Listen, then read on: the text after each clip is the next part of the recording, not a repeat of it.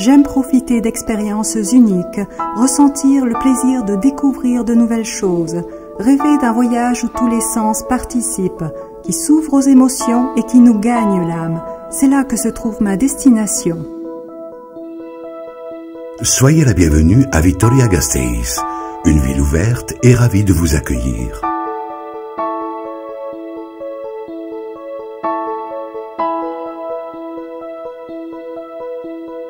Nous nous retrouvons dans ce centre historique, l'un des centres de ville médiévales les mieux conservés au monde et déclaré ensemble monumental.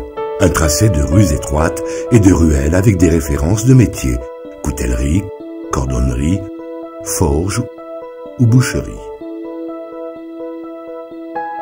En chemin, nous trouvons de magnifiques constructions gothiques.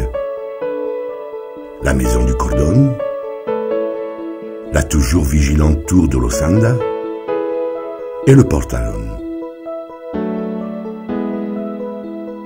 Des palais de la Renaissance, des maisons de famille nobles construites au XVIe siècle, Montehermoso, Villasuso, Bendaña et Scorriasa Esquivel. Un compact pâté de maisons gardé par 4 tours baroques.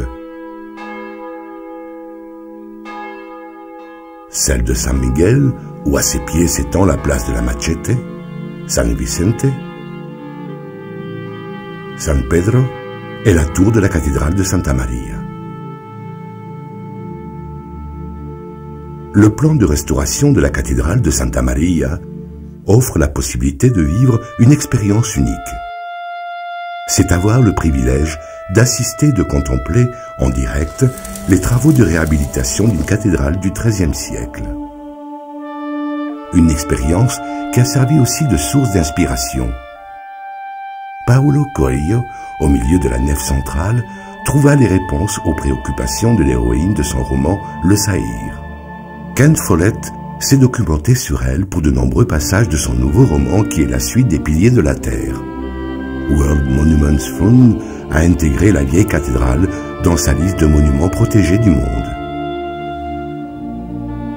Ici, on ne ferme pas, elle est ouverte pour travaux. Un projet vivant qui prolonge la visite là où s'accroît sa réhabilitation. Et c'est pour cette raison qu'aujourd'hui, il est possible de parcourir presque 2 km des murailles défensives de la vieille ville qui datent du XIe siècle. Il y a des lieux qui sont uniques dans le monde parce qu'ils permettent de vous nourrir de leur esprit et de suivre la trace de votre propre histoire. Ils sont vivants et cela permet de vous sentir encore plus vivant. Même en dehors de la vieille ville médiévale, Vitoria-Gasteiz ne cesse de surprendre. Les Arquillos et la place d'Espagne sont considérés comme d'exceptionnels représentants du néoclassicisme basque.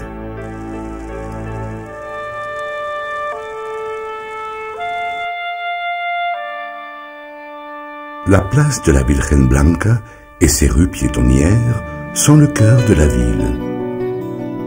Et elles mettent en évidence leurs élégantes façades jalonnées de miradors.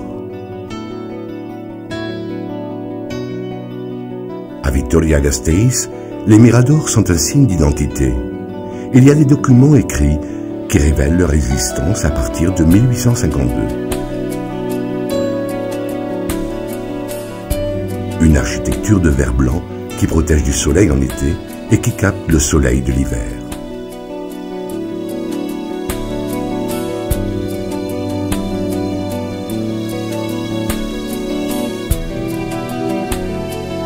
Les vieux édifices cohabitent harmonieusement avec l'architecture plus avant-gardiste. La place de los Fueros, un espace urbain ouvert aux loisirs et au sport.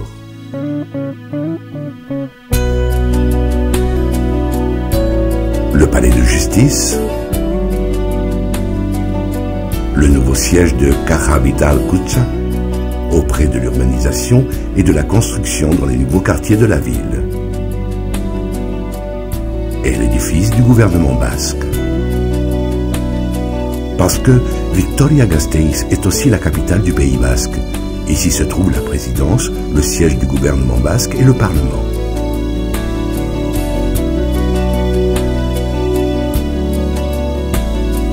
Sentir le pas des heures, sans se presser, pour le seul plaisir de me laisser aller. Le temps et l'espace sont comme un luxueux cadeau que vous ne pouvez refuser.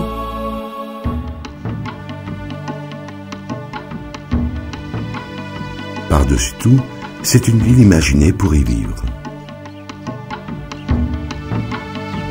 Elle cohabite avec d'immenses espaces verts. Il y a plus de 40 parcs dans la ville. Le parc de la Florida, Prado, Arriaga ou la Senda. Tous représentent une incomparable architecture du paysage et sont un vrai poumon naturel. La ville et le milieu rural vivent ensemble avec un parfait équilibre. Elle est entourée d'un grand anneau vert composé par des extensions naturelles et des corridors écologiques.